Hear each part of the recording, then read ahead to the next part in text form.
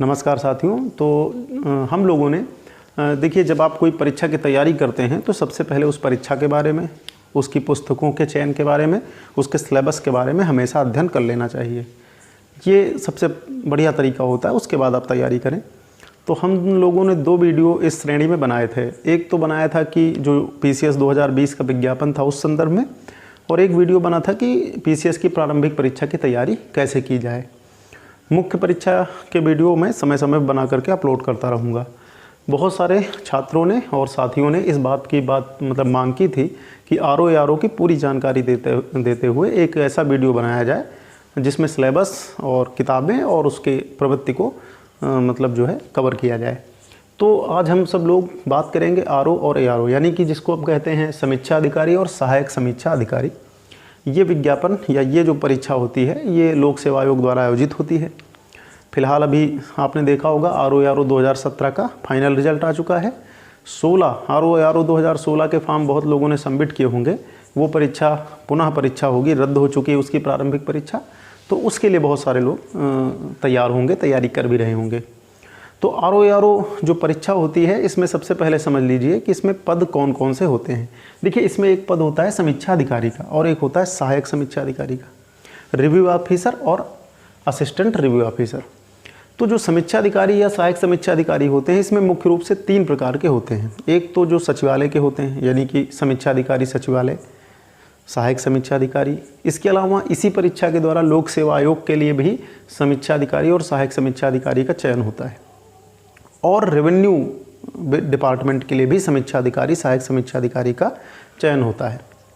साथ ही साथ कभी कभी स्पेशली हिंदी सब्जेक्ट के लिए, हिंदी के लिए समीक्षा अधिकारी का एक पद आता है, और कॉमर्स वालों के लिए या जो वाणिज्य स्नातक हैं उनके लिए एक स्पेशल पद आता है। इसमें और भी कुछ पद कभी कभी आते हैं जो मैथ और साइंस वालों के लिए होते हैं, लेखा से कुछ जुड़े हुए पद भी आते हैं, लेकिन मुख्य रूप से ये 2 पद होते हैं, एक समीक्षा अधिकारी और एक सहायक समीक्षा अधिकारी। कुछ स्पेशल पद भी इसमें आते हैं, जब कभी आएंगे तो विज्ञापन के माध्यम से मैं आपको बता दूंगा। अब यहाँ पर आते हैं, ये परीक्षा, इसका स्वरूप क्या है और क्या क्या तैयारी की जाए। जो मेरे अपने अनुभव हैं वो मैं आपसे साझा करता हूँ। देखिए, इस परीक्षा में 2 चरण हैं, एक है प्रारंभिक परीक्षा और एक है मुख्य परीक्षा। समीक्षा अधिकारी में या सहायक समीक्षा अधिकारी RO का जो एग्ज़ाम होता है इसमें कोई साक्षात्कार परीक्षण नहीं होता है, व्यक्तित्व परीक्षण नहीं होता है, यानी कि पर्सनालिटी जो टेस्ट है वो नहीं यहाँ पर होता है, इंटरव्यू जैसी कोई बात नहीं है। तो इसमें सिर्फ 2 चरण होते हैं। आप पहले तो मोटा मोटा समझ लीजिए कि इस परीक्षा के लिए 2 चरण होते हैं। एक आपकी होती है प्रारंभिक परीक्षा, और प्रारंभिक परीक्षा मैंने बताया था कि इसमें 2 पेपर होते हैं। एक पेपर होता है GS का और दूसरा आपका होता है हिंदी का। तो GS का जो पेपर होता है उसमें मैंने आपको बताया था कि 140 प्रश्न आते हैं, 140 अंक भी होते हैं, और हिंदी में 60 प्रश्न आते हैं और 60 अंक भी होते हैं। यानी कि जो प्रारंभिक परीक्षा होती है वो कुल 200 अंकों की होती है, जिसमें से आपको 140 GS और 60 हिंदी के प्रश्न करने होते हैं। सिलेबस में पर मैं अभी बात कर लूँगा। ये प्रारंभिक परीक्षा जो होती है ये क्वालिफाइंग नेचर की होती है, यानी इसमें आपको क्वालिफाई करना होता है। नए नियमों के अनुसार समीक्षा अधिकारी सहायक समीक्षा अधिकारी परीक्षा में भी नेगेटिव मार्किंग या ऋणात्मक अंकन होने लगा है, और क्वालिफाई कराने के लिए जो 18% का नियम था वो 12% का है, तो यहाँ पर भी लागू होगा। तो ये थोड़े से चेंज हैं जो पहले होता था, यानी कि पहले ऋणात्मक अंकन नहीं होता था। हालांकि 17 की परीक्षा से ही ऋणात्मक अंकन आ गया था। तो जैसे मैंने 17 का प्री दिया था, मैंने आपको उस दिन बताया था कि मेरे 154 नंबर थे, लेकिन फिर मैंने मेंस नहीं दिया था। उसका कारण ये था कि उस समय एक तो मेंस के ठीक 2 दिन बाद मेरा विवाह था, और दूसरा ये था कि 16 का इंटरव्यू बहुत अच्छा गया था, ये आशा भी थी, उम्मीद भी थी कि हो जाएगा, और हुआ भी। तो इसलिए फिर मैं देने भी नहीं गया। फरवरी महीने में इसका मेंस था। मेरे कई सारे स्टूडेंट ने दिया था, तो इस बार तो सफलता नहीं मिली उनको, लेकिन सब नए और बहुत युवा लोग थे जो लगभग 22-23 साल 24 साल के थे, रायबरेली जैसे शहर से थे। तो काफ़ी लोगों ने परीक्षा, काफ़ी क्या, लगभग 20 के आसपास स्टूडेंट ने मुख्य परीक्षा दी थी।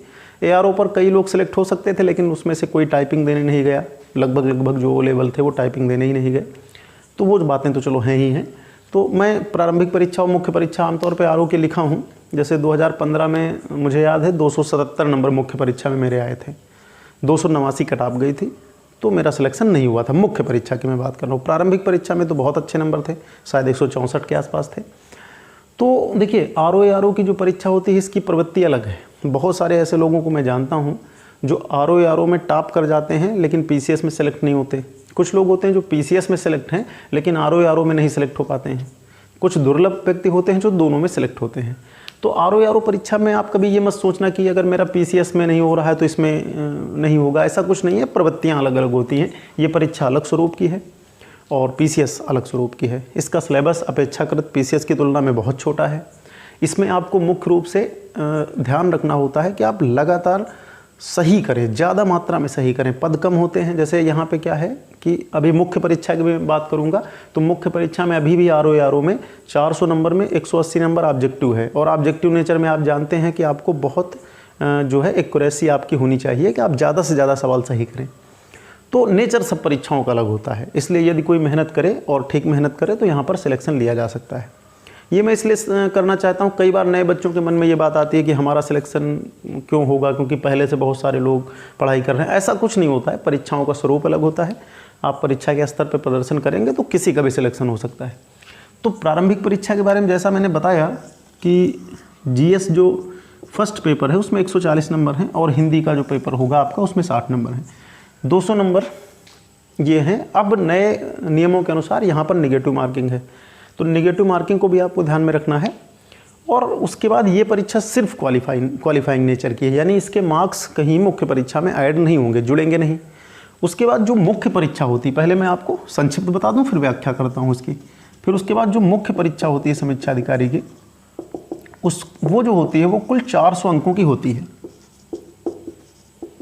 और यहीं से आपकी मेरिट का निर्धारण होता है। 2017 समीक्षा अधिकारी, सहायक समीक्षा अधिकारी की फाइनल मेरिट नहीं आई है। जब भी आएगी मैं आपको डिस्कस करके बता दूंगा कि इतनी मेरिट गई है, कहाँ पर कितना प्रदर्शन आप कर लीजिए तो आपका सिलेक्शन हो सकता है। तो मुख्य परीक्षा 400 अंकों की होती है। एक प्रश्न अगर कभी भी आपके दिमाग में आए कि क्या इसमें कोई साक्षात्कार होता है, तो बिल्कुल नहीं, इसमें कोई साक्षात्कार नहीं होता है। जो भी आपका सिलेक्शन है वो यहाँ से निर्भर करता है कि 400 अंक में आप कितने अंक गेन करते हैं। दूसरी चीज़ यहाँ पर ध्यान रखेंगे कि सहायक समीक्षा अधिकारी के लिए आपको टाइपिंग करनी होगी। नए नियमों में आपको राहत मिल चुकी है। पहले टाइपिंग टंकण पे हुआ करती थी, अब टाइपिंग कंप्यूटर पे होती है। तो ये एक समस्या सॉल्व हो गई है। जैसे सबसे पहले जब हम सब देते थे 13 का समीक्षा अधिकारी दिया था तो टाइपिंग करने हम सब नहीं जाते थे क्योंकि टंकण पे होती थी, तब वो लेवल नहीं मांगता था। सीधे परीक्षा होती थी, कोई भी टाइपिंग कर सकता था, लेकिन वो टाइपिंग टंकण पे होती थी, कंप्यूटर पे नहीं होती थी। अब नए नियमों के अनुसार कंप्यूटर पे ही टाइपिंग होगी। ओ लेवल भी लगा दिया गया है सहायक समीक्षा अधिकारी के लिए, उसको योग्यता वाले हम अभी चरण में बात कर लेंगे। तो मुख्य परीक्षा कितने नंबर की होगी? 400 नंबर की। अब मुख्य परीक्षा में आपको ध्यान रखना है, मुख्य परीक्षा में क्या है कि जो यहाँ पे जीएस है और यहाँ पर जो ये हिंदी है ये पूर्ववत रहेगा। थोड़े चेंज होंगे वो मैं आगे डिस्कस कर लूँगा, लेकिन यहाँ पर ध्यान रखना मुख्य परीक्षा जो 400 नंबर की है इसमें से 180 नंबर, जिसमें से 120 का जीएस और 60 नंबर की हिंदी, 60 नंबर की हिंदी और 120 नंबर का जीएस, यानी 180 नंबर, यानी 180 अंक ये फिर से ऑब्जेक्टिव होंगे मुख्य परीक्षा में। जीएस के बारे में वहाँ पे सिलेबस में लिखा गया है कि प्रारंभिक जैसा ही, पूर्ववत प्रारंभिक परीक्षा में जैसा है। और हिंदी में एक टॉपिक हटा करके 30 क्वेश्चन आएंगे जो 60 नंबर के होंगे। तो उस पर मैं डिस्कस कर लेता हूँ, अभी मोटा मोटा आप समझ लीजिए कि 180 नंबर ये होंगे। इसमें आपको 120 नंबर का एक पेपर होगा, जो पेपर होगा निबंध का, ध्यान रखना है आपको। यानी 120 नंबर का एक पेपर होगा जो निबंध का होगा। यानी यहाँ पर आपको 3 निबंध लिखने होंगे और प्रत्येक निबंध 40 अंकों का होगा। सिलेबस लगभग पीसीएस जैसा ही है, वही 9 टॉपिक यहाँ पर या 9 क्षेत्र यहाँ पर भी बताए गए हैं। तो 180 और 120 कितने हो गए? 300। और यहाँ पर एक पेपर होगा 100 नंबर का, और ये जो 100 नंबर का पेपर होगा वो हिंदी का होगा। और हिंदी का यहाँ पर मतलब है कि ये कन्वेंशनल होगा, लिखित होगा। लिखित में जैसे आपका जैसे संक्षेपण, पल्लवन, शीर्षक लिखना, व्याख्या करना, पत्र, हिंदी से अंग्रेजी, अंग्रेजी से हिंदी, 5-5 शब्द आपको लिखने के लिए आते हैं। इसके अलावा मुहावरे आते हैं, विलोम आते हैं। तो इस तरह से करके पूरा सिलेबस है।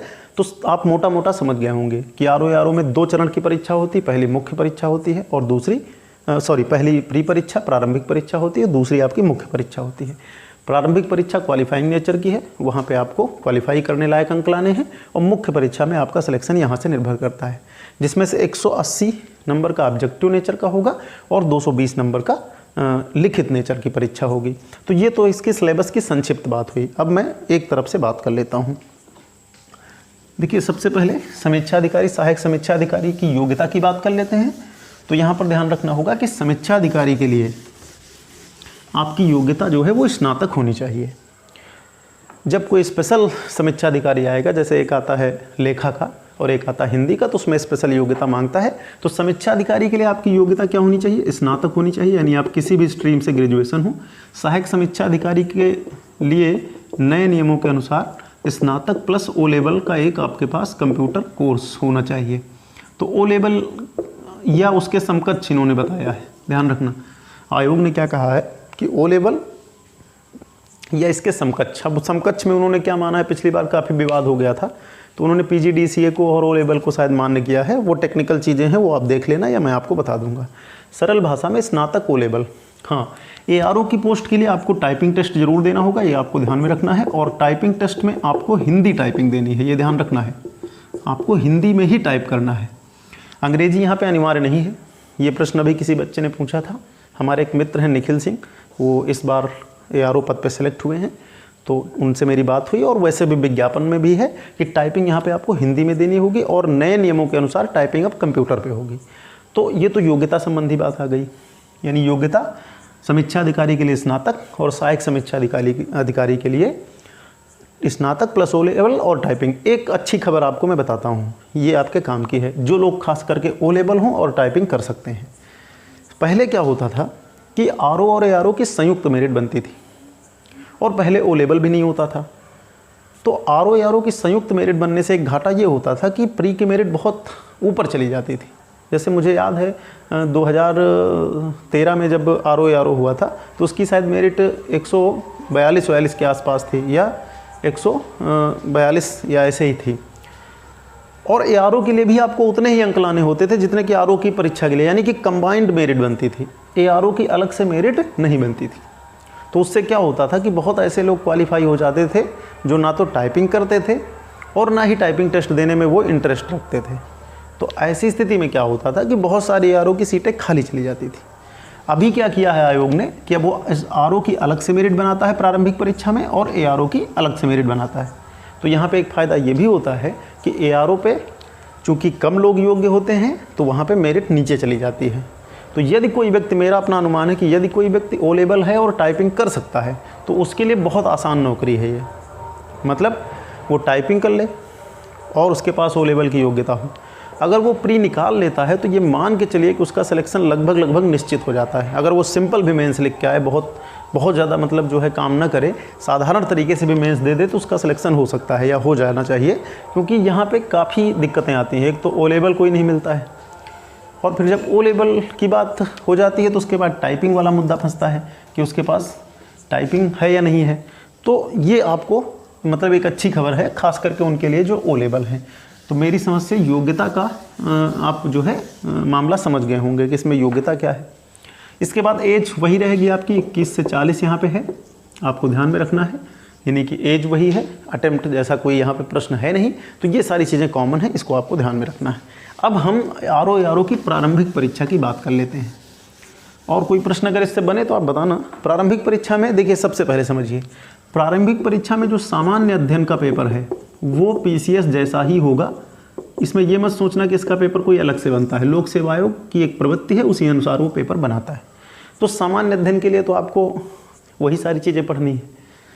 हाँ, ये है कि भाई कोई केवल ARO देना चाहता है तो ज़्यादा केंद्रित होकर ऑब्जेक्टिव नेचर पे ज़्यादा पढ़ाई कर सकता है, क्योंकि मुख्य परीक्षा में उसको GS का सामान्य अध्ययन का कोई लिखित पेपर नहीं देना है। तो यहाँ पे जैसे आप ये कर सकते हैं कि ज़्यादा ऑब्जेक्टिव नेचर को हल कर सकते हैं और खूब मतलब जो है एक्यूरेसी लाने का प्रयास करिए कि 140 क्वेश्चन में 110, 112, क्योंकि जितने आप प्री में करेंगे मेंस का सिलेबस आपका तैयार होगा।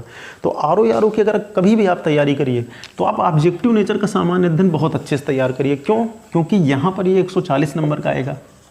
इसके साथ साथ मैं मुख्य परीक्षा का भी बता देता हूँ। और जब आरओ की मुख्य परीक्षा होगी तो वहाँ पर ये 120 अंक का जीएस आएगा और दोनों का सिलेबस सेम है, यानी मेंस में कोई सिलेबस अलग से नहीं है। और ध्यान रखना दोनों ऑब्जेक्टिव नेचर का है, जिसमें आपको वही मल्टीपल चॉइस क्वेश्चन आएगा और आपको विकल्प चुनने होंगे।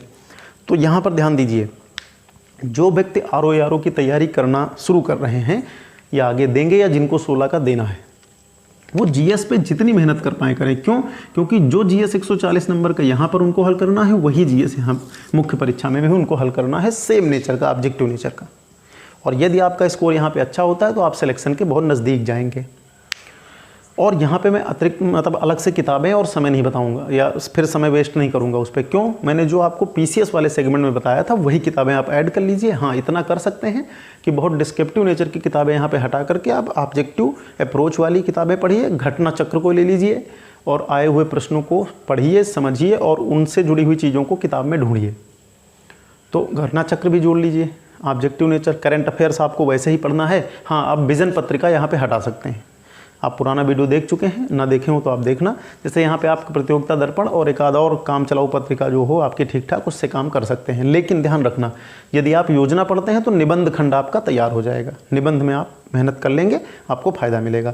तो यहाँ पे थोड़ा सा डिस्क्रिप्टिव नेचर की किताबें आप हटा सकते हैं। जैसे आधुनिक भारत में स्पेक्ट्रम हटा करके एस.के. पांडे को पढ़ सकते हैं, घटना चक्र के साथ उसको खूब दोहरा सकते हैं। इस तरह से करके आप चाहें तो अगर केवल यही टारगेट है कि नहीं आरओ हमको टारगेट करना है, तो उसके लिए फिर बहुत डिस्क्रिप्टिव नहीं पढ़ना है, ऑब्जेक्टिव नेचर पे आपको बहुत फोकस करना होगा। तो मेरी समझ से आप समझ गए होंगे, हम इन दोनों चीज़ों पर नहीं। देखिए 140 नंबर का जीएस प्री में और 120 का मुख्य परीक्षा में, दोनों सेम ऑब्जेक्टिव नेचर का ही आएगा। हाँ, एक चीज़ मैं उस दिन बताना भूल गया था, उत्तर प्रदेश में क्या होता है कि कृषि पूछता है, कृषि एग्रीकल्चर से जुड़े हुए सवाल पूछता है। और समीक्षा अधिकारी में क्या है, एक चीज़ और पूछता है, उसको कहते हैं बौद्धिक योग्यता।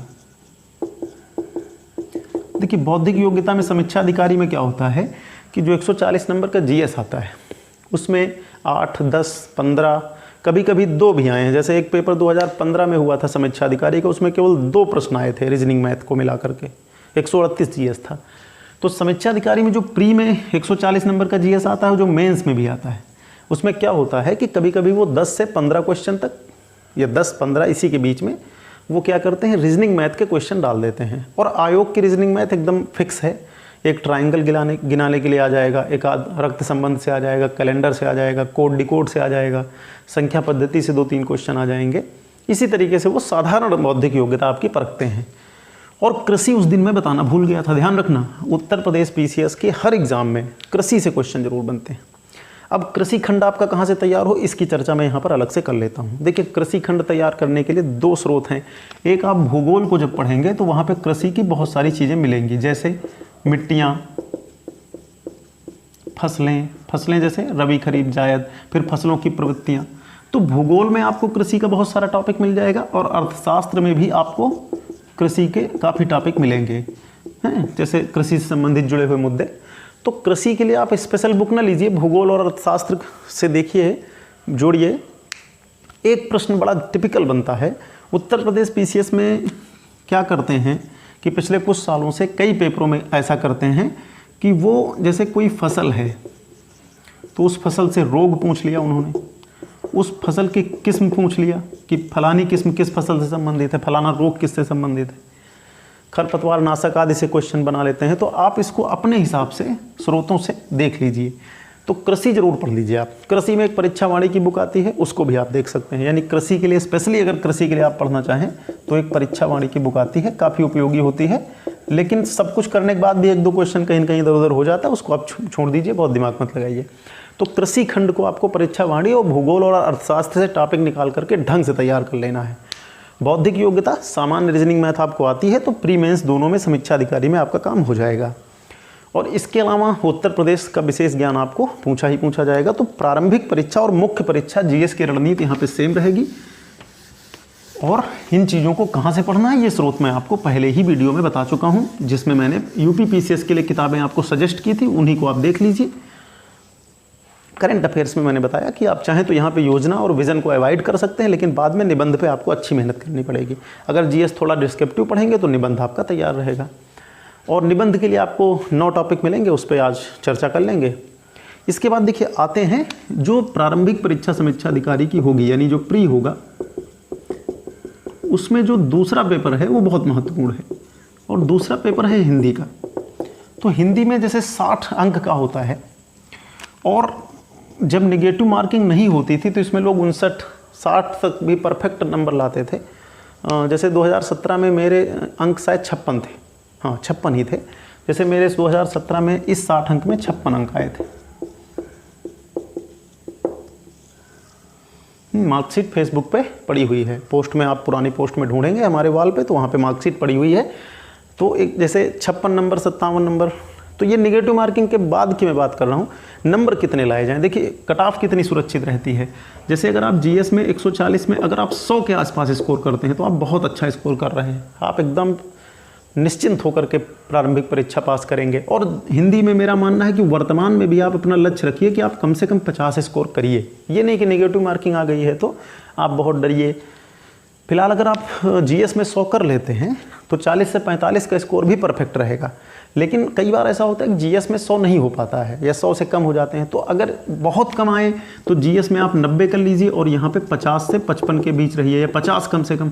तो 140 नंबर पे और नेगेटिव मार्किंग को अगर जोड़ दिया जाए तो आपका आरओ पे भी प्री क्वालिफाई होगा, एआरओ पे तो होना ही होना है। तो अब अलग कट ऑफ बनती है, तो आप एआरओ भी दे रहे हो तो आप कोशिश करिए कि प्री में खूब अच्छे नंबर आएँ ताकि आप आरओ के लिए भी क्वालिफाई करें, क्योंकि मेंस तो आपको वही लिखना पड़ेगा, चाहे आप आरओ अकेले के लिए चाहे एआरओ अकेले के लिए क्वालिफाई करें। तो इससे अच्छा है कि आप दोनों पर जाएं और आरओ के लिए भी फाइट करें। तो मेरा एक तरीका है कि आप जीएस में कम से कम 100 के रेंज के आसपास, 100 का मतलब है कि 98 हो सकते हैं, 102 हो सकते हैं, 105 हो सकते हैं, 95 भी हो सकते हैं, और हिंदी में 50 अप्रॉक्स, मतलब एक अप्रॉक्स यहाँ पे रहिए कि आप ये लक्ष्य बनाइए कि नेगेटिव मार्किंग के बावजूद भी हमको 140 के आसपास स्कोर करना है। तो ये आपको समझना है।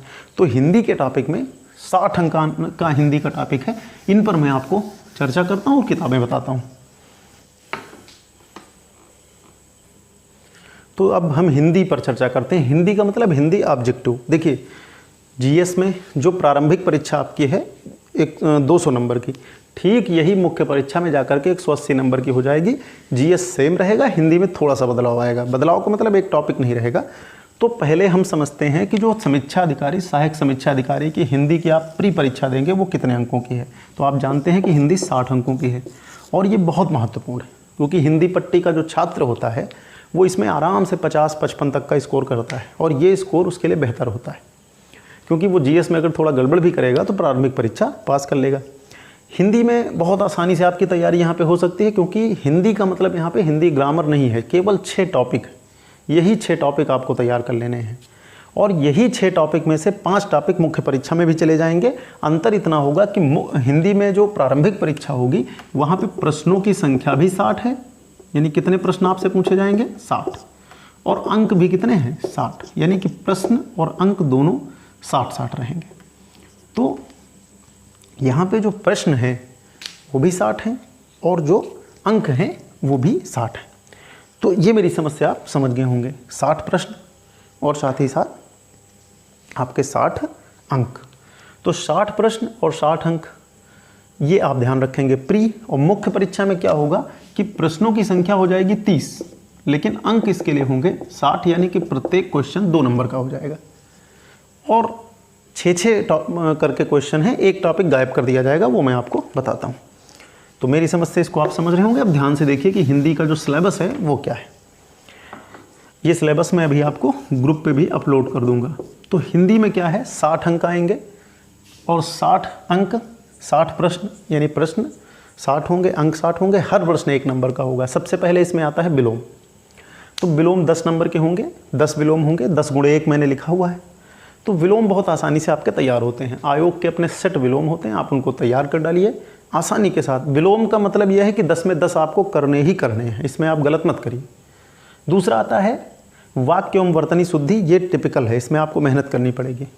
इसमें 2 प्रकार के क्वेश्चन आते हैं। एक वर्तनी के तौर पे आते हैं। वर्तनी मतलब जैसे 4 ऑप्शन दे दिया, पूछा इनमें से कौन सा शुद्ध मतलब शुद्ध वर्तनी है, कौन सी अशुद्ध वर्तनी हो सकता है 3 शुद्ध हो 1 अशुद्ध हो सकता है, 3 अशुद्ध हो 1 शुद्ध हो। कई बार पूछता है निम्न में से कौन सा शुद्ध है कौन सा अशुद्ध है।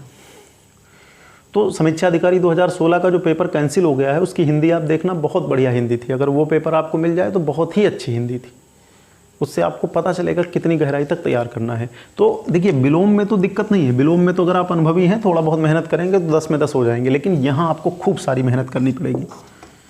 वाक्य और वर्तनी, यहाँ दोनों प्रकार के क्वेश्चन आएंगे। जैसे एक तो आएगा कि वर्तनी, 4 शब्द दे दिए हैं, पूछ लिया कौन शुद्ध वर्तनी है कौन अशुद्ध वर्तनी, इस तरह करके एक पूरा वाक्य देगा और पूछेगा इसमें से क्या गलत है। जैसे कोई वाक्य दे दिया और नीचे फिर या ऐसे करता है कि 4 वाक्य दे देता है, पूछता है इन 4 वाक्यों में कौन शुद्ध है कौन अशुद्ध है। कई बार 3 शुद्ध रहेंगे 1 अशुद्ध रहेगा, या 3 अशुद्ध रहेंगे 1 शुद्ध रहेगा, इस तरह से करके पूछ लेगा। तो इसकी तैयारी बहुत मेहनत से करनी पड़ेगी आपको। आगे जो भी हमसे हो सकेगा मैं आपके लिए करूँगा। इसके बाद तीसरा जो मैंने लिखा है, अनेक शब्दों के लिए एक शब्द, जिसको कहते हो आप वाक्यांश के लिए एक शब्द। ये आसान है, पढ़ा जा सकता है आसानी से, परंपरागत पूछ लेता है यहाँ पर। इसमें भी 10 में 10 स्कोर हो सकता है। फिर पर्यायवाची आता है, पर्यायवाची कठिन है, मेहनत करनी पड़ेगी आपको, काफ़ी तैयारी करनी पड़ेगी, बड़ा टॉपिक है। तो यहाँ पर भी कोशिश करिए कि आप अच्छा प्रदर्शन करिए। तीसरे नंबर पे विशेषण विशेष्य है, ये तो बहुत टिपिकल होता है। विशेषण विशेष्य में सीधे क्वेश्चन भी आते हैं, वाक्य भी आता है। कई बार पूरा वाक्य लिख के पूछता है कि विशेषण विशेष्य, इनमें कितने विशेषण कितने विशेष्य हैं। और फिर तद्भव तत्सम, तो ये 6 टॉपिक। यहाँ पर भी आप जैसे तद्भव तत्सम विलोम वर्तनी वाक्यांश के लिए एक शब्द, इनमें तो आप 30 में 30 करने का प्रयास करिए। और यहाँ 30 में आप 8 का लक्ष्य बनाइए, 9 का बनाइए, क्योंकि जितना मेहनत यहाँ कर लेंगे मुख्य परीक्षा में आपको बहुत बढ़िया स्कोर मिलेगा। तो ये टॉपिक हो गए। कैसे पढ़े जाएं इस पर भी कभी बात होगी। तो ये 6 टॉपिक हो गए। अब मुख्य परीक्षा में क्या होगा कि पर्यायवाची टॉपिक हटा दिया गया है। ध्यान रखना, मुख्य परीक्षा में पर्यायवाची टॉपिक हटा दिया गया है। और मुख्य परीक्षा में आपका एक पेपर होगा जो 30 नंबर मतलब 30 प्रश्नों वाला होगा। इसमें हर प्रश्न 2 नंबर का होगा।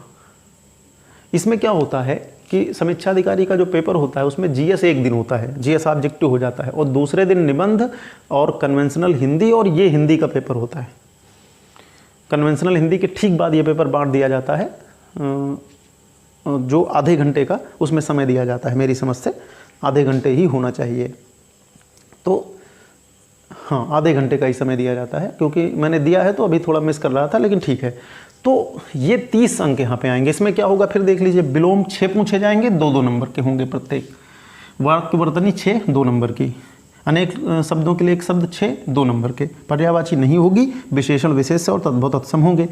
अब यहाँ पे ध्यान रखना, जैसे 60 नंबर का है, अगर मुख्य परीक्षा में इसमें 60 में आप 50 से ज़्यादा स्कोर करते हैं निगेटिव मार्किंग के बाद, तो आप मान के चलिए कि आपका सिलेक्शन यहाँ से कम नहीं रुकने वाला है। तो हिंदी प्री और मेंस दोनों की, यानी यहाँ पे देखिए हम लोगों ने क्या क्या तय क्लियर कर लिया है कि 200 नंबर का जो जीएस हिंदी का प्री है और प्लस 180 नंबर का है। इसकी रणनीति आपको एक साथ बनानी है, प्री मेंस दोनों को साथ साथ लेके चलना, उसमें कुछ करना नहीं है। जितनी मेहनत से पढ़ेंगे यहाँ भी आपका फ़ायदा है और यहाँ भी आपका फ़ायदा है। तो यहाँ पे आपको खूब सारी मेहनत करनी है। अब यहाँ पे बात आती है कि हिंदी के लिए हम कौन कौन सी बुक पढ़ें। तो देखिए हिंदी में 2-3 मानक बुकें हैं, आप चाहें तो उनको इकट्ठा कर लीजिए। देखिए एक तो समझिए, सबसे पहले एक घटना चक्र निकालता है प्रारंभिक परीक्षा के लिए, समीक्षा अधिकारी की प्रारंभिक परीक्षा के लिए घटना चक्र निकालता है। वो बहुत अच्छी बुक है, आपको मिल जाएगी, हो सकता अभी ना मिले, ऑनलाइन प्रयास करिए या आपके किसी मित्र के पास हो, जैसे भी हो सके आप उसको ढूंढिए, वो एक मिल जाएगी। तो इसमें एक तो प्रारंभिक परीक्षा के लिए आती है, लेकिन ये मुख्य परीक्षा के भी एक टॉपिक को कवर करेगी, हिंदी के।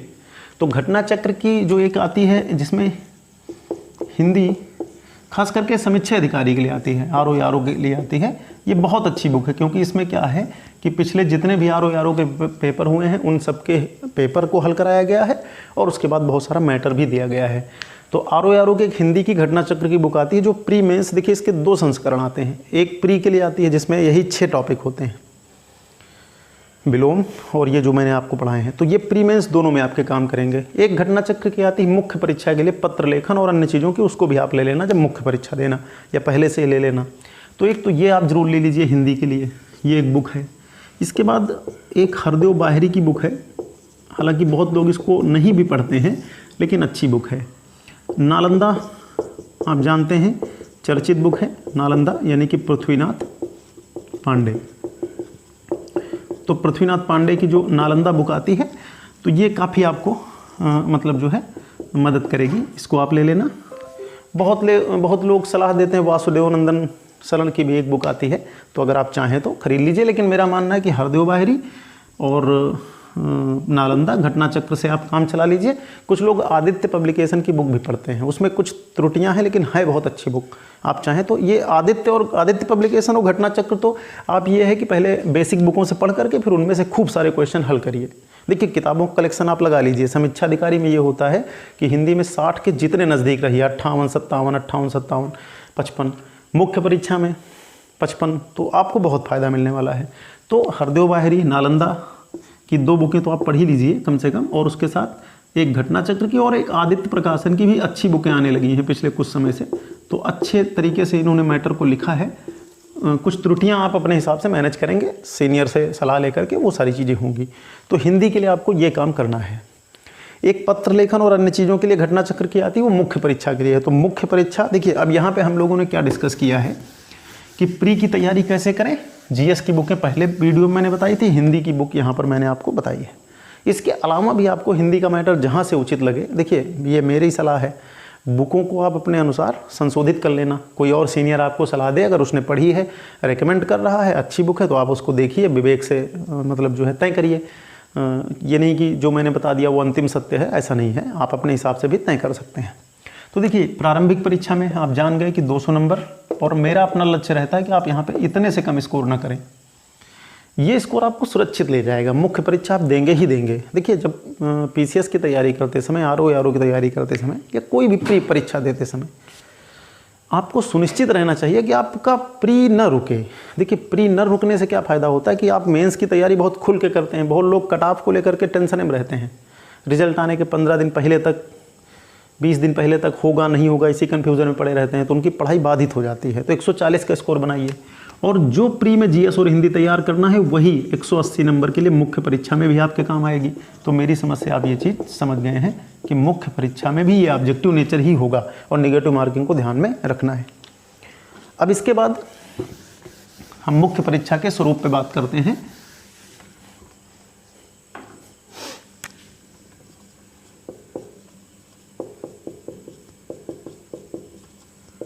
तो जैसा मैंने बताया था कि मुख्य परीक्षा आपकी 400 अंकों की होगी,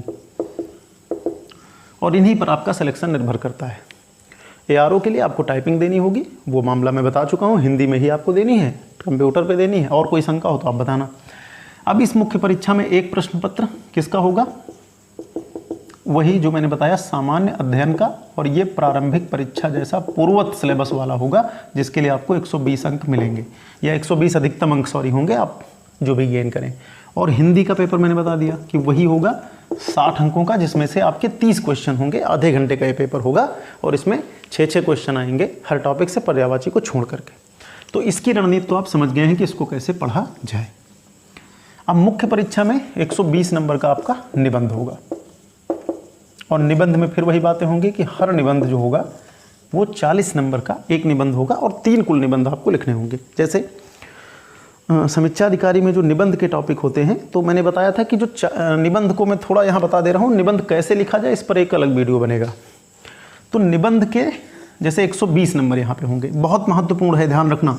यहाँ पे आपको जितने अच्छे नंबर मिल जाएंगे वो बहुत फ़ायदा। जैसे निबंध में एवरेज आप मान के चलिए कि मेरा अपना अनुमान है, जैसे मुझे 2017 में 77 नंबर मिले थे। हिंदी में मेरे नंबर बहुत ख़राब थे, 2015 वाला जो मेंस मैंने दिया था उसमें 77 नंबर मिले थे। हिंदी में मुझे 60 से कम नंबर मिल गए थे 100 में, उसी की वजह से सिलेक्शन रुक गया था। उसमें शायद 56 या 57 नंबर ही थे। वहाँ पे अगर नंबर वो 65 या 70 के आसपास होते तो उससे और सिलेक्शन हो जाता।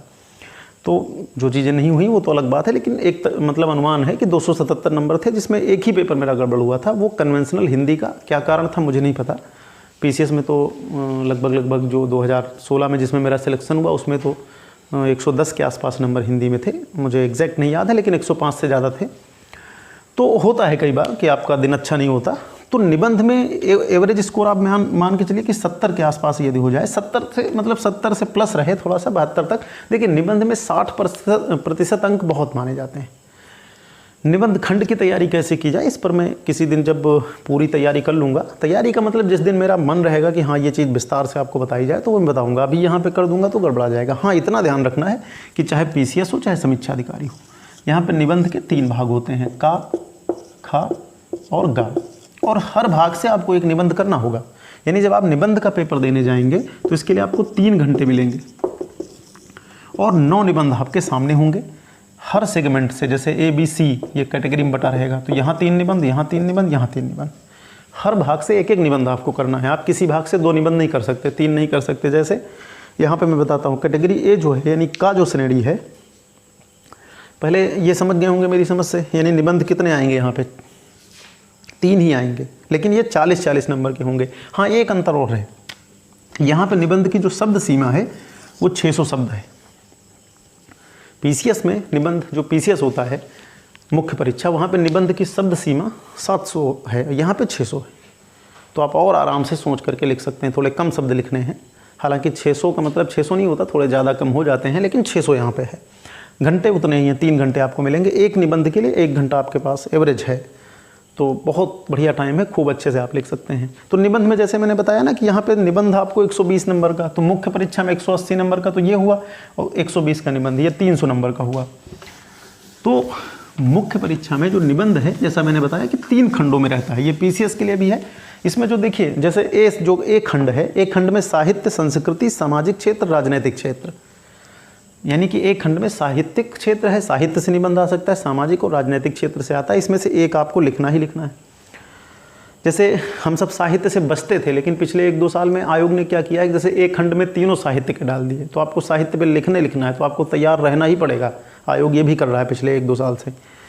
दूसरे खंड में विज्ञान, पर्यावरण, पारिस्थितिकी, प्रौद्योगिकी, आर्थिक क्षेत्र और कृषि और व्यापार आता है, यानी दूसरे क्षेत्र में कृषि, आर्थिक और पर्यावरण से आप लिख सकते हैं।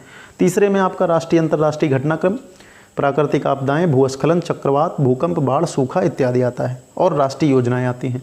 तो 3 खंड हैं, इस पे मैं एक चर्चा करूंगा अलग से, निबंध कैसे लिखें और किस तरह से मैनेज करें। तो निबंध आपको लिखना है, और उसके बाद जो तीसरा पेपर मतलब जो बचा हुआ एक पेपर है वो एक हिंदी का होगा, यानी कि एक हिंदी कन्वेंशनल का लिखित हिंदी का पेपर होगा। वो किस नाम से है मैं देखता हूँ तो आपको बताता हूँ। वो है सामान्य हिंदी आलेखन करके, और इसमें 2 खंड होंगे, एक परंपरागत होगा और एक आपका हाँ ठीक है परंपरागत हिंदी। तो इसको मैं आपको बता देता हूँ। तो इसमें एक पेपर है जिसका नाम क्या है, सामान्य हिंदी एवं आलेखन।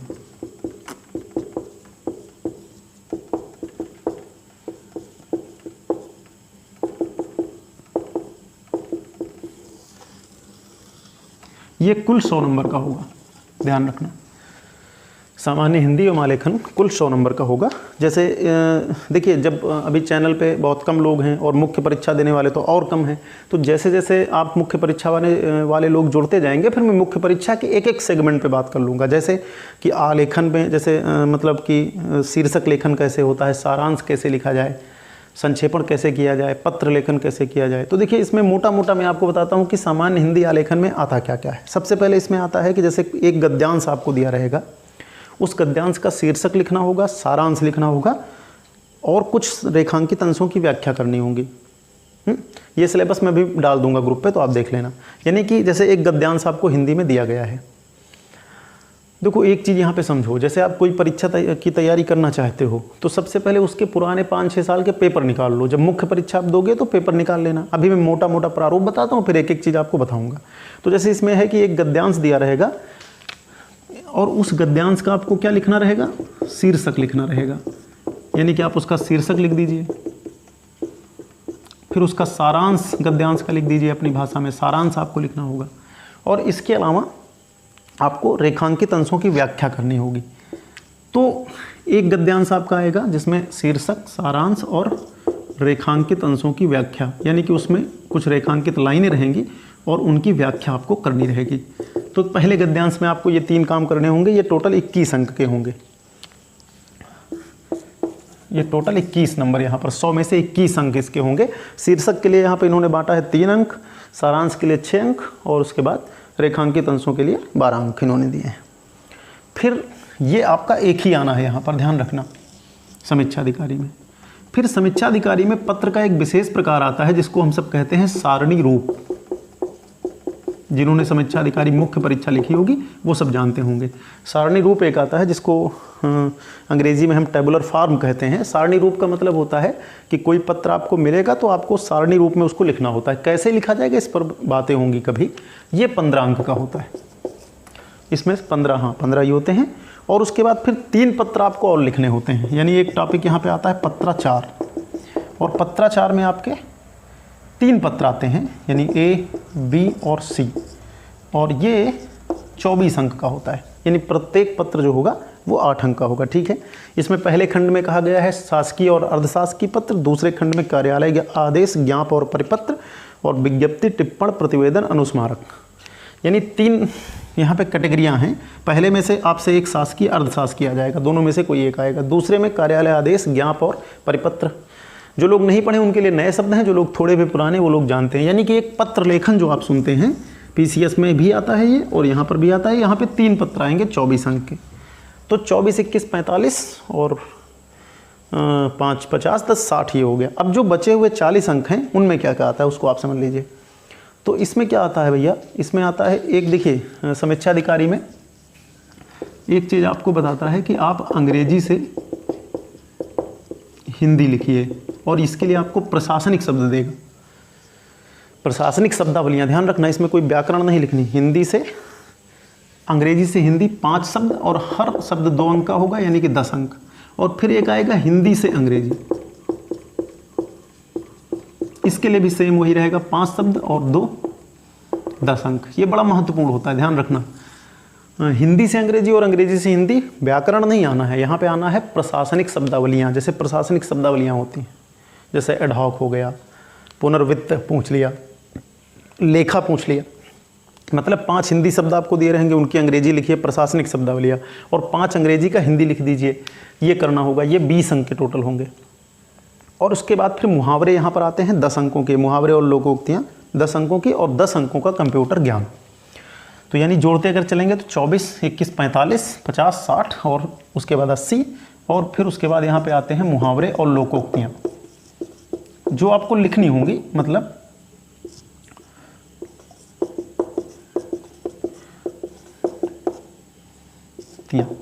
मुहावरे और लोकोक्तियाँ 10 अंक की, और कंप्यूटर ज्ञान। कंप्यूटर ज्ञान ये भी 10 अंक का। इसमें कई बार क्या करते हैं, 5 सवाल छोटे छोटे 2-2 अंकों के पूछ लेते हैं। कभी कभी क्या करते हैं 2 ही सवाल पूछ लेते हैं 5-5 अंकों के।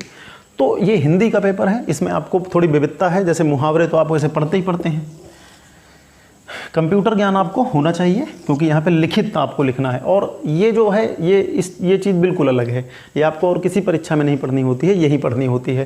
टेबुलर फार्मिंग या टेबुलर फार्म यहाँ पे आपको अलग से पढ़ना होता है। सारणी रूप आसान है, कठिन नहीं है, बहुत आसानी से हो जाता है। तो ये हिंदी का पेपर होगा। अब निबंध के लिए तैयारी कैसे की जाए हिंदी के लिए, तो इसके लिए एक घटना चक्र का आता है पूरा, जिसमें आपका पत्र लेखन आलेखन होता है। आदित्य प्रकाशन इसके लिए निकालता है। इसमें शब्दों का चयन, भाषा पे आपकी पकड़ और अभ्यास मायने रखता है। अंग्रेजी से हिंदी, हिंदी से अंग्रेजी के लिए एक पूरी सचिवालय की प्रशासनिक शब्दावली आती है, वो आप डाउनलोड कर लेना जब मुख्य परीक्षा देना। तो देखिए अभी क्या है कि मैं आपको मोटा मोटा समझा रहा हूँ। जब आप मुख्य परीक्षा पर आएंगे, आप प्रश्न करेंगे, मैं एक एक टॉपिक आपको बताऊंगा कि कैसे पढ़ें, किस तरह से पढ़ें। अभी हम लोग केवल आरओ के बारे में मूल ढांचा उसका जान लेते हैं। तो मेरी समझ से ये वीडियो आपके लिए काफ़ी उपयोगी रहेगा, और आप इससे जो जानकारी जुटा पाइए। सिलेबस आपके सामने मैंने लिखा, तरीका बताया, किताबें बताई। यदि आप आरओ की तैयारी करना चाहते हैं, एआरओ के लिए आपके पास ओ लेवल होना चाहिए, टाइपिंग होनी चाहिए। एआरओ के लिए आप ध्यान रखिए, अगर आप टाइपिंग कर सकते हैं और थोड़ी मेहनत कर लेंगे तो आपका सिलेक्शन हो जाएगा। तो आरओ में कितनी प्रकार की पोस्टें होती हैं, योग्यता क्या है, कैसे तैयारी करें, प्रारंभिक परीक्षा पे मैंने पूरा काम बता दिया है। अब किसी दिन मैं निबंध और हिंदी आलेखन के लिए एक अलग से वीडियो बनाऊंगा।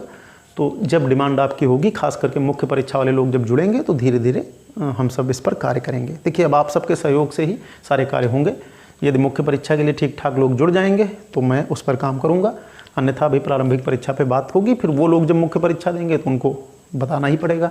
और जो हमसे मदद हो सके आप कमेंट से बताते रहिए, और हेल्प मैं आपकी जितनी हो सकता है वो करूँगा। तो आज का वीडियो मैं यहीं पे समाप्त करता हूँ। RO के बारे में इतनी जानकारी आपको मेरी समझ से अभी पर्याप्त है। इसके लायक बुक कलेक्ट करिए, पढ़िए, शुरू कर दीजिए। फॉर्म अभी जो 16 का जिन लोगों को देना है उनको तैयारी करनी है। देखिए जिनको नहीं भी देना है, कुछ लोग कहते हैं कि फॉर्म नहीं आएगा तो हम तैयारी क्यों करें। तो फॉर्म आएगा तो क्या आप 10 दिन में तैयारी कर लेंगे क्या? लोक सेवा आयोग की परीक्षाएँ सालों साल की मेहनत मांगती हैं। आप मेहनत करिए, तैयार बैठे रहिए, जब भी फॉर्म आए आप प्रदर्शन करिए, तभी आपका सिलेक्शन होता है। जिसका भी सिलेक्शन हुआ है वो कोई एक दिन में 2-4 महीने में नहीं हुआ है, उसके लिए उसने लंबी मेहनत की है, लंबी यात्रा तय की है। आपको भी वो करना ही पड़ेगा।